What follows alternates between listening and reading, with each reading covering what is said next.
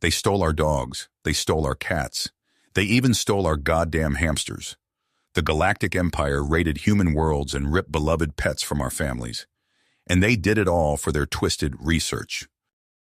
Leaked by fearless reporter Lena Okafor, top-secret files proved the horrible truth. For decades, Imperial agents infiltrated our colonies and abducted millions of cherished animals. They dragged innocent creatures to hidden bases for unspeakable experiments. Lena's exposé featured gut-wrenching testimonies from distraught owners like Navy vet Jesse Foster, who helplessly watched the Empire steal his loyal dog Max. The news detonated like an atomic bomb across human space.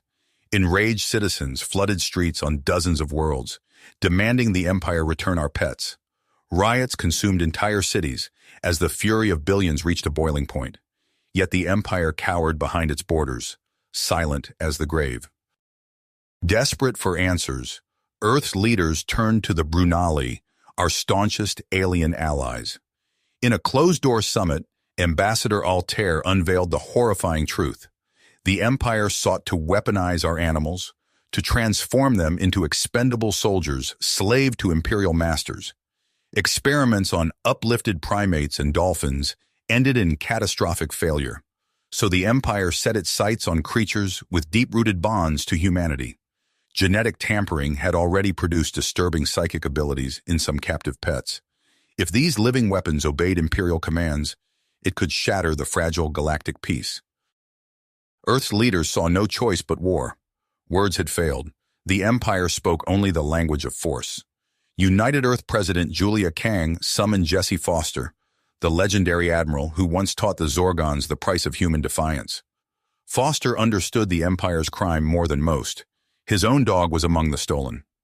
Amid a wave of species-wide outrage, the largest armada in history assembled under Admiral Foster's banner. His dreadnought, the UES Retribution, would lead the charge into enemy space. The Terran juggernaut had awoken. Empowered by righteous fury, humanity would unleash its wrath upon the Empire that dared steal from man's best friends. The galaxy would soon learn the folly of provoking the sons and daughters of Earth. The drums of war thundered across the stars as Admiral Foster's armada ventured into the heart of darkness. Mighty dreadnoughts and sleek destroyers sliced through the void, their hulls overflowing with the might of an outraged species. In the fleet's wake, a trail of shattered Imperial outposts and broken enemy ships marked the price of provoking humanity's wrath. Yet even the battle-hardened crews were unprepared for the nightmares that awaited them on the bleeding edge. As the Vanguard clashed with Imperial patrols in the Tau Ceti system, horrifying reports flooded back to the flagship. The enemy had unleashed an army of abominations, cherished pets twisted into soulless killing machines. In dimly lit briefing rooms, grim-faced officers pored over ghastly holo footage. Cats moved with unnatural speed and agility, their eyes vacant and merciless. Dogs wielded heavy weapons in their jaws, shrugging off plasma burns with single-minded purpose. Rabbits skittered into foxholes, delivering bombs with no regard for self-preservation.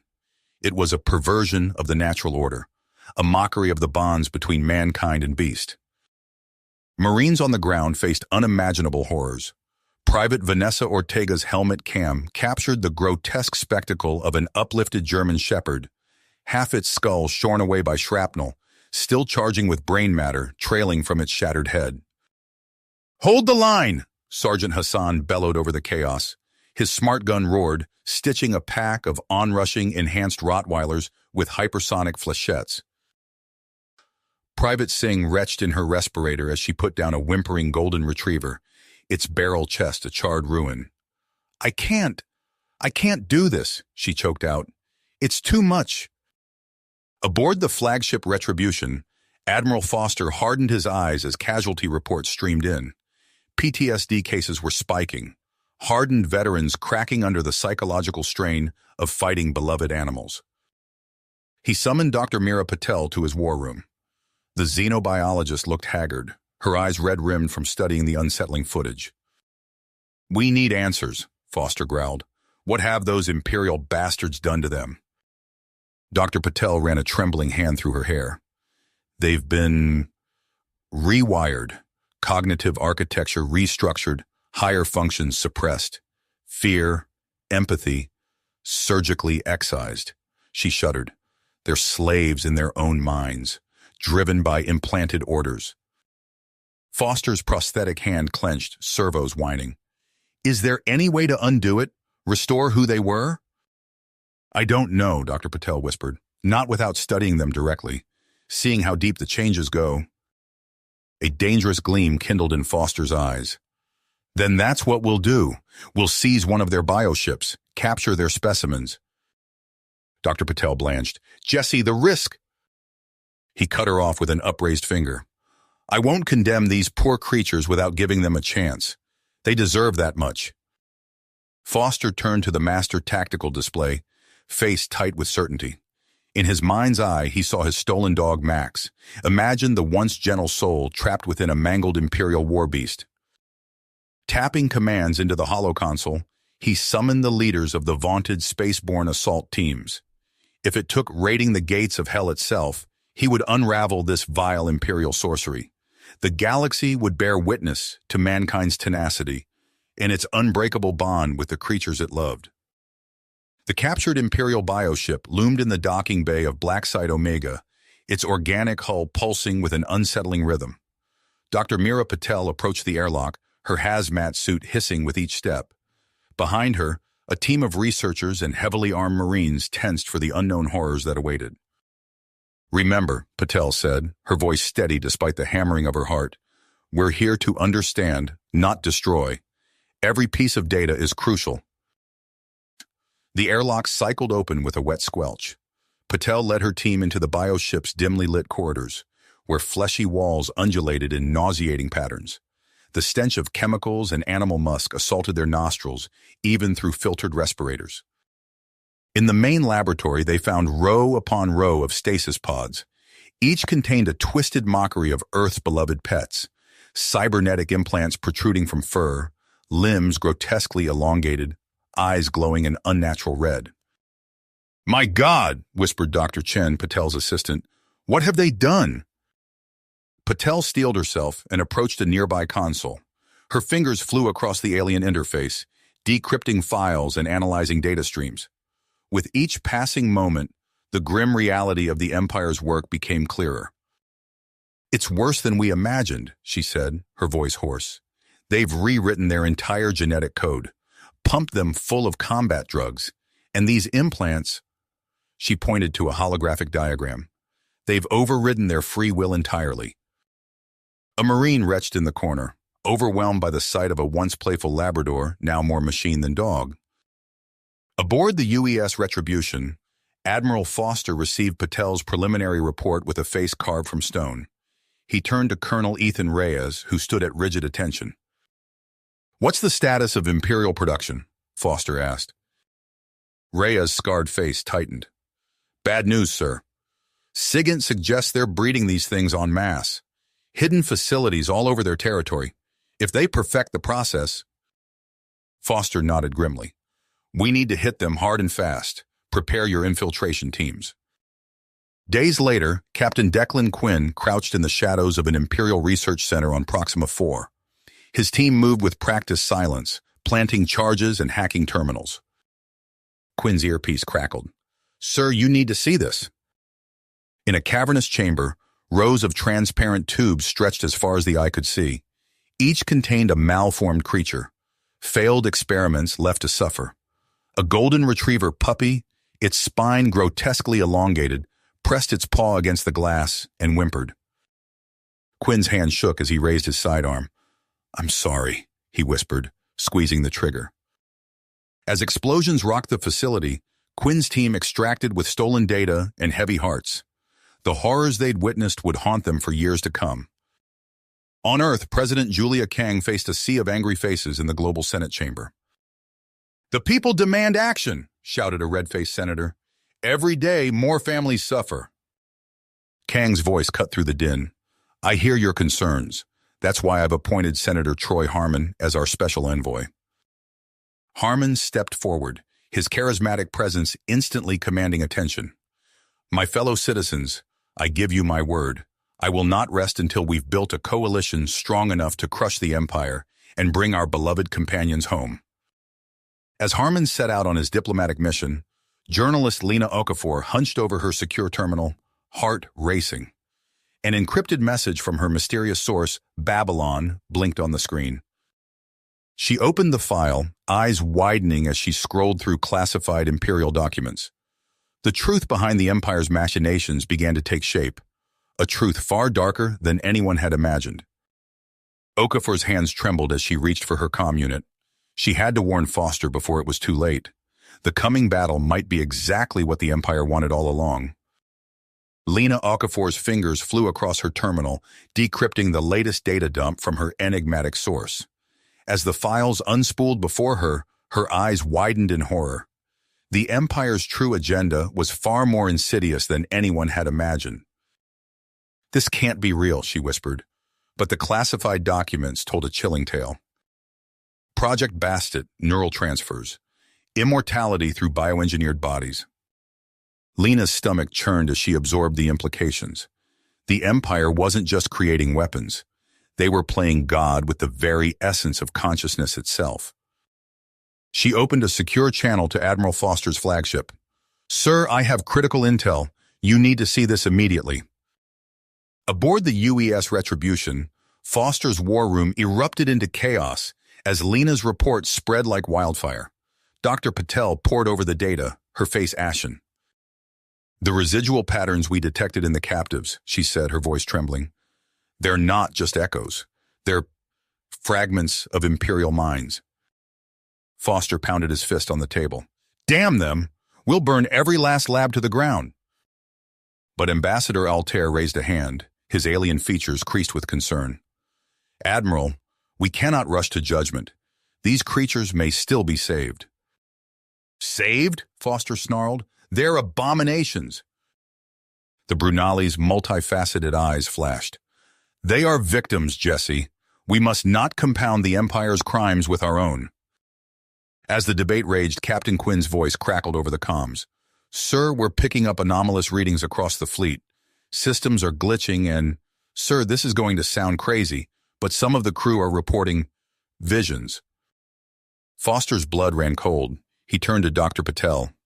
"What the hell is going on?" She shook her head, bewildered. "I don't know, but if the Empire's been meddling with the fundamental nature of consciousness, we may be dealing with forces beyond our comprehension." In the corridors of the Retribution, reality itself seemed to waver. Crewmen stumbled, disoriented, as flashes of alien memories flickered through their minds. In the medbay, a Marine screamed as his hands morphed into paws before snapping back to human form.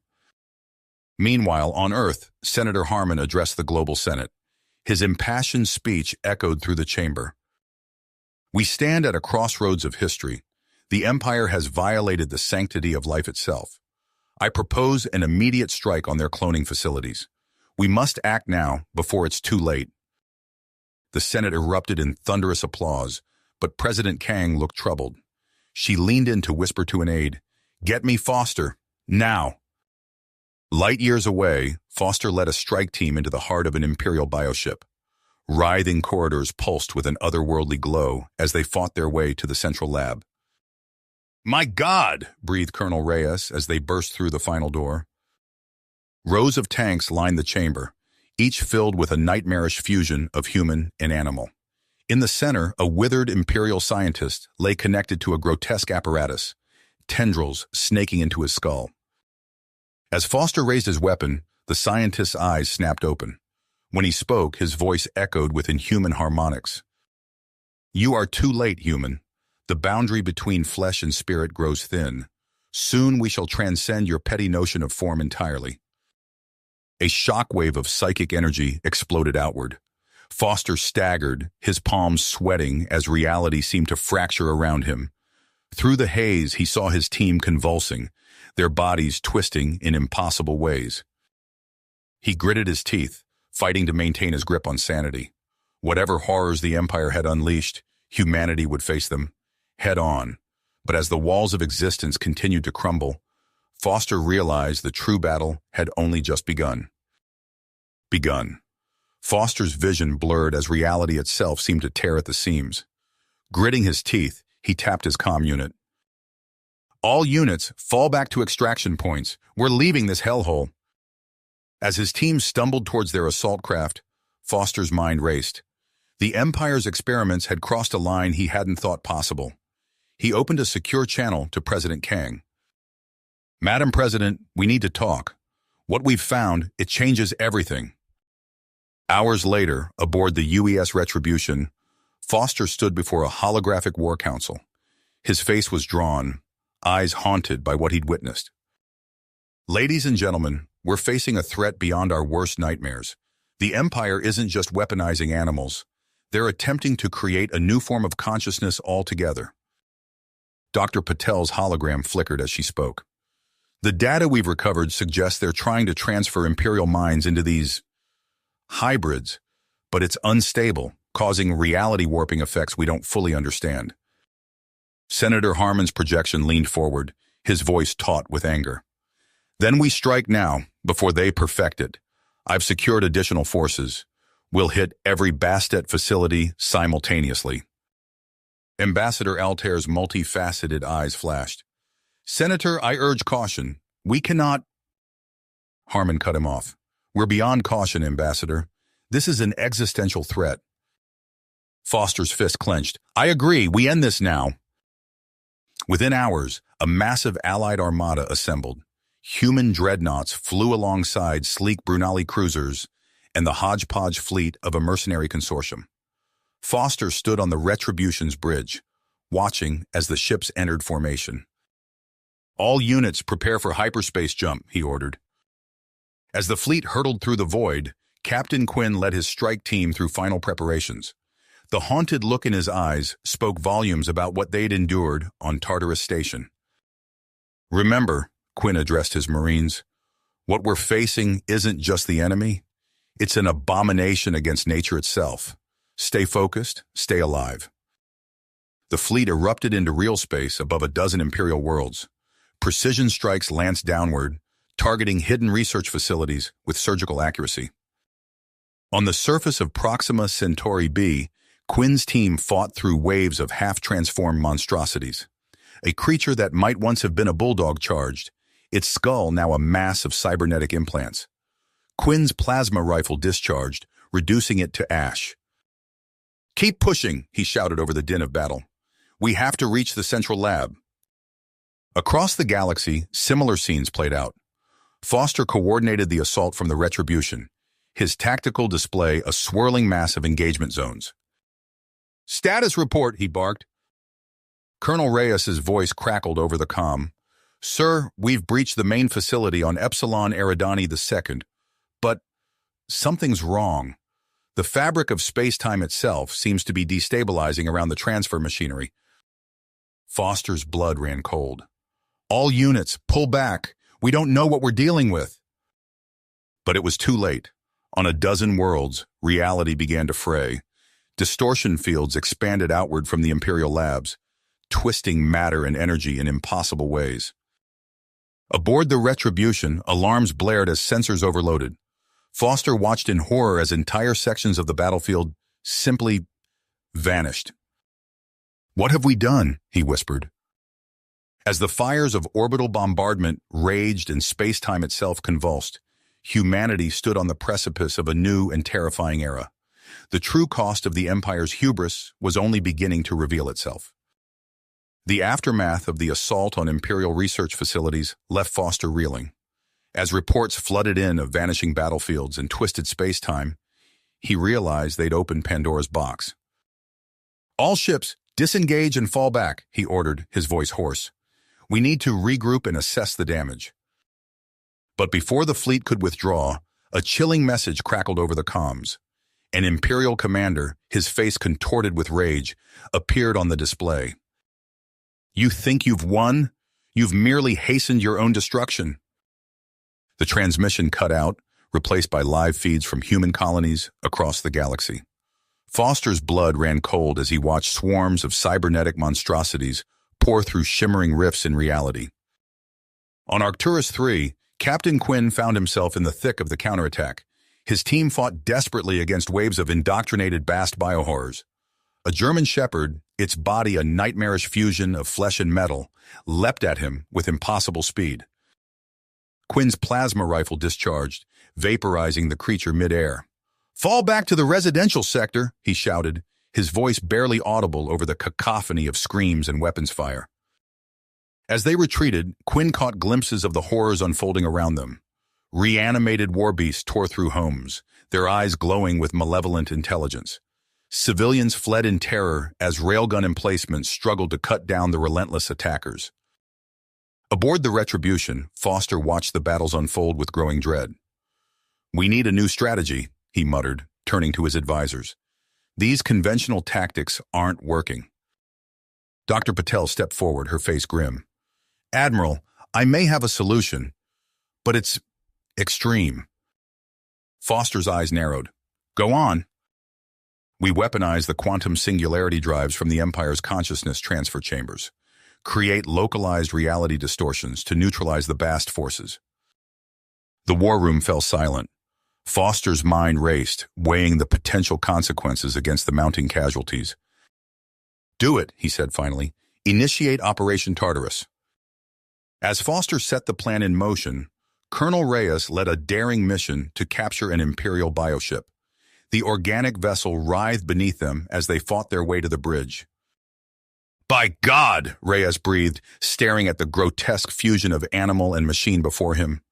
"What have they done to you?" Back on Earth, journalist Lena Okafor found herself embedded with a Black Ops unit on a clandestine mission. They crept through the shadows of an abandoned Imperial outpost, searching for a substance known as tesseractite. "There," whispered the team leader, pointing to a pulsing, otherworldly crystal. "That's our ticket to powering the singularity implosion." As Okafor reached for her camera, a distant explosion rocked the facility. Her blood ran cold as she recognized the telltale signature of an antimatter detonation. Across the galaxy, the fragile piece shattered. Imperial hardliners, enraged by the attacks on their research facilities, had struck back with terrifying force. Nibiru 5, a thriving human colony, vanished in a blinding flash of annihilation. Foster received the news with stony silence. He turned to Captain Quinn, who had just returned from the front lines. "Are you prepared for what comes next?" Foster asked, his voice heavy with the weight of command. Quinn hesitated, haunted by the horrors he'd witnessed, but as the memories of mutilated children and pleading, half-machine animals flooded back, his dedication hardened. "Yes, sir," he replied, "whatever it takes." As the Allied fleet assembled for their final play, Foster looked out at the stars. The fabric of reality itself hung in the balance. He gave the order, his voice steady. "Initiate Operation Tartarus." Quinn's hand hovered over the activation switch. In that moment, the universe seemed to hold its breath. Then, with unshakable focus, he brought his palm down. A blinding vortex erupted in the void of space, engulfing both fleets in a maelstrom of distorted dimensionality. As realities collided and merged, Foster watched in awe and terror. The fate of humanity now rested on forces they barely understood. The cosmic vortex dissipated, leaving an eerie stillness in its wake. Foster stared at the view screen, his throat tight. The stars looked wrong somehow, as if reality itself had been stretched and warped. "Status report," he croaked. "Multiple hull breaches, sir," an ensign replied. "Life support at 60%. We're venting atmosphere in sections 3 through 7. Foster nodded grimly. "Seal off those sections. Get me a fleet-wide damage assessment." As reports trickled in, the true cost of Operation Tartarus became clear. Dozens of Allied ships had been torn apart by the dimensional maelstrom. Those that remained were battered, their crews shell-shocked. A proximity alarm blared. Foster's head snapped up. "Sir!" the tactical officer shouted. "Spatial anomaly detected!" A shimmering rift materialized on the bridge. Before anyone could react, a nightmarish fusion of feline and machine burst through. Its cybernetic claws tore through the nearest crewman, as if he were tissue paper. Foster drew his sidearm, but the creature was too fast. It phased through bulkheads, leaving a trail of carnage in its wake. "All hands, intruder alert!" Foster barked into the comm. "We've got Bast incursions." Similar scenes played out across the fleet. the Empire's bioengineered horrors, now infused with reality-warping power, materialized for devastating hit-and-run attacks. On the planet's surface, Captain Quinn and his Marines fought a desperate holding action. A Bast assassin, its form flickering in and out of existence, tore through their defensive line. Quinn's plasma rifle discharged, but the creature had already vanished. It reappeared behind him, raking cybernetic claws across his back. Quinn screamed, his armor splitting open. As he fell, Quinn saw the horror in his soldier's eyes. The realization hit him like a physical blow. This was his fault. His hand on the switch had unleashed this cosmic pandemonium. Aboard the stealth cruiser Thanatos, Dr. Meera Patel pored over sensor data. Her eyes widened as she recognized a pattern in the dimensional breaches. "Captain," she called out, "I think I've found something. These rifts, they're not random. There's an underlying waveform we might be able to disrupt." Quinn, his wounds hastily bandaged, leaned over her shoulder. "How?" "Focused energy pulses," Patel explained. "If we can match the frequency, we might be able to collapse the fissures." Quinn's face hardened. "Then that's what we'll do, even if I have to defy every order to make it happen." On Earth, Senator Troy Harmon addressed a roaring crowd. "Humanity stood alone against the cosmic horrors of the Empire," he thundered. "We saved the galaxy, and now they expect us to simply hand over the reins of power?" The crowd's angry shouts filled the air. Signs waved, demanding Earth's withdrawal from the Allied Governance Council. In the shadows, journalist Lena Okafor recorded the speech, her stomach churning. She knew the truth behind Harmon's nationalist fervor. The defense contractors pulling his strings, the war crimes swept under the rug. As Harmon's rhetoric reached a fever pitch, Okafor's comm unit buzzed. A confidential source, their voice distorted. "There's something worse coming. The Empire. They've found a way to overwrite human minds with Bast consciousness. They're building an army of the stolen." Okafor's blood ran cold. As Harmon continued to whip the crowd into a frenzy, she realized the true fight for humanity's soul was just beginning. As Okafor processed the terrifying implications of the stolen minds, Admiral Foster's voice crackled over the emergency broadcast system. "This is not a drill.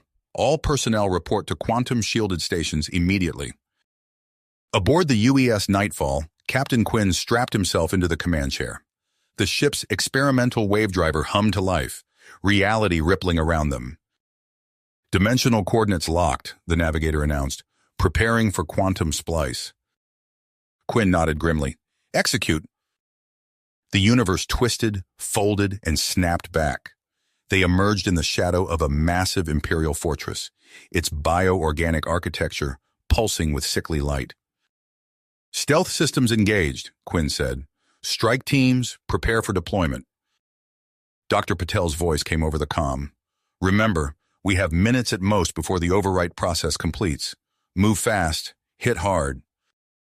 Quinn led the first team through the quantum rift. They materialized inside a cavernous chamber filled with rows of translucent pods. Inside each, a human floated in suspension, tendrils of alien technology burrowing into their skulls. "By all that's holy," one of the Marines whispered. Quinn pushed aside his horror. "Stay focused. Alpha Team, take the East Wing. Bravo, with me." They moved with practiced precision, planting quantum disruptors on the pod banks. As the devices activated, localized reality bubbles formed around clusters of captives, shielding them from the Bast overwrite signals. An inhuman shriek echoed through the chamber. A half-transformed guard, more machine than flesh, charged at them with preternatural speed. Quinn's plasma rifle discharged, reducing the creature to atoms. "Our cover's blown! Double time!" Across multiple realities, similar scenes played out. Strike teams fought through waves of Imperial defenders, racing against time to liberate as many prisoners as possible. Back on the Nightfall, Foster coordinated the assault. His tactical display was a dizzying array of overlapping timelines and quantum probabilities. "Sir," his XO called out, "we've got a situation in Medbay. Some of the rescued prisoners are changing." Foster's blood ran cold. "Changing how?" Before the XO could respond, alarms blared throughout the ship. "Containment breach in Section 7, a panicked voice shouted over the comm. "It's one of the Purpure subjects." As chaos erupted aboard the Nightfall, Quinn's team pushed deeper into the Imperial stronghold. They fought their way to the central control nexus, where the master overwrite sequence pulsed with malevolent energy. Quinn planted the final quantum disruptor, his hands steady despite the fatigue and horror threatening to overwhelm him. "Nightfall, this is Quinn. Package is set. Get us out of here." The world twisted around them as the wave driver engaged. But something was wrong. Reality seemed to stretch and tear, the very fabric of space-time unraveling. Quinn's last conscious thought before darkness claimed him was a prayer that their high-stakes endeavor had been enough. Quinn's eyes snapped open, his body jerking against the restraints of the medbay gurney. Disorientation gave way to a flood of memories, the fortress, the pods, the quantum disruptors. He struggled to sit up, fighting waves of nausea. "Easy, Captain," Dr. Patel's voice cut through the fog. "You've been through a lot." Quinn blinked, his vision clearing. The medbay was a hive of frantic activity. Medics rushed between beds filled with rescued prisoners, many writhing in apparent agony. "What happened?" Quinn croaked. Patel's face was grim. "The wave driver malfunctioned during extraction. We barely made it out before reality tore itself apart." A scream pierced the air. Quinn turned to see a patient convulsing, his skin rippling as if something moved beneath it. Medics swarmed around him, desperately trying to stabilize his condition. "Pure contamination," Patel explained, her voice tight. "We're losing them, Quinn. The overwrite process. It's accelerating." Before Quinn could respond, the ship's intercom crackled to life. "All senior staff report to the war room immediately," Foster's voice commanded. Quinn pushed himself off the gurney, ignoring Patel's protests. He stumbled through corridors filled with shell-shocked crew members, finally reaching the war room. Foster stood at the head of the table, his face haggard. "Gentlemen, we're out of options," he began without preamble. "Conventional tactics can't contain this threat. We're initiating Protocol Omega." A holographic display flickered to life, showing a cloaked figure. "This is the Arch Commodore," Foster explained, "leader of the mercenary syndicate we used against the Bastid installations. They have unconventional technology that may be our only hope." The Arch Commodore's voice was a metallic rasp. "We offer cycloptic waveform generators. They will create quantum prisons, isolating entire systems and trapping the Purpure threat." Colonel Reyes leaned forward, his eyes narrowing. "At what cost?" "Anything trapped within those systems will be cut off from stable spacetime," the Commodore replied, "including any remaining human captives." A heavy silence fell over the room. Quinn's fists clenched, his mind racing with the implications. Foster's voice was steel. "We don't have a choice. Prepare for deployment." As the meeting adjourned, Quinn caught Reyes's arm. "We can't do this," he hissed. "There are still people we can save." Reyes' face was a mask of pain and commitment. "And how many more will we condemn if we hesitate? We have our orders, Captain." Quinn watched helplessly as the plan was set in motion. The mercenaries' ships emerged from fold space, their alien technology beyond anything he'd ever seen. The waveform generators activated, reality itself twisting and warping around the targeted systems. Quinn stared at the tactical display, each pulsing dot representing countless lives now trapped in dimensional limbo. As the operation reached its climax, a bone-chilling sound filled the bridge, screams echoing across the void of space itself, the anguished cries of the Forsaken. Quinn's hands shook as he gripped the command rail, his teeth gritted to keep from screaming himself. The threat was contained, but at a terrible cost. As the shockwaves of their actions rippled across the galaxy, Quinn knew the true reckoning was yet to come. The screams faded, leaving an eerie silence in their wake. Quinn's fingers unclenched from the command rail, his knuckles tightening and aching. He stared at the tactical display, each pulsing dot a grim reminder of the lives they had condemned to dimensional limbo. "Status report." Foster's voice cut through the stillness, tight with terrifying emotion. "Waveform generators at full capacity, sir," the tactical officer replied. Targeted systems are contained. Foster nodded grimly. Begin withdrawal procedures. All ships, rendezvous at coordinates Alpha 9. As the fleet disengaged, Quinn felt a pit growing in his stomach. They had won, but at what cost? Months passed in a blur of debriefings, memorials, and fevered reconstruction efforts. Quinn found himself reassigned to Earth, overseeing the reintegration of rescued Purpure survivors. It was a task that grew more harrowing by the day. He stood in the observation deck of a quarantine facility in Neo-Calgary, watching as a team of hazmat-suited medics rushed a writhing patient into isolation. Dr. Patel's voice crackled over the comm. Another spontaneous mutation, Captain. Third one this week. Quinn's heart made. Casualties? A pause. A kindergarten class.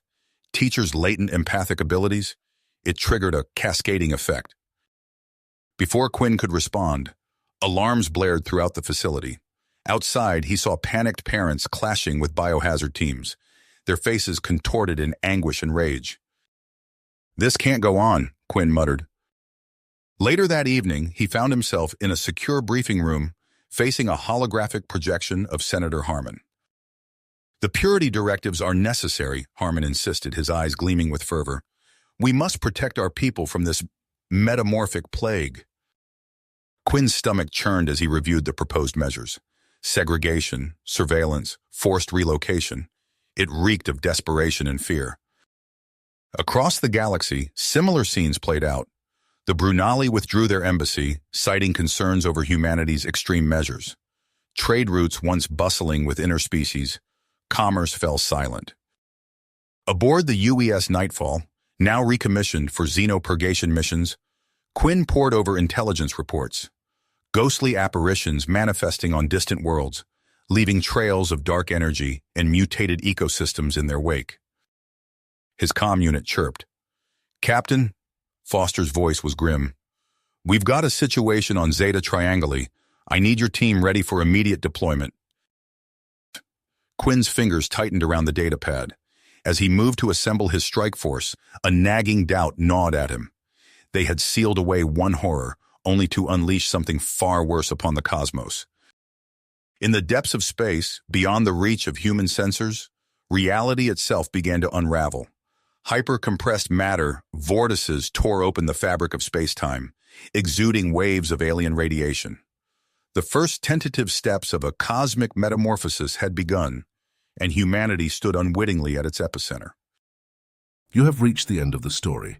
If you enjoyed this story and want to support us, please leave a like and subscribe to our channel, and for every comment that says 88, I will heart every single one of them. Thank you for your time.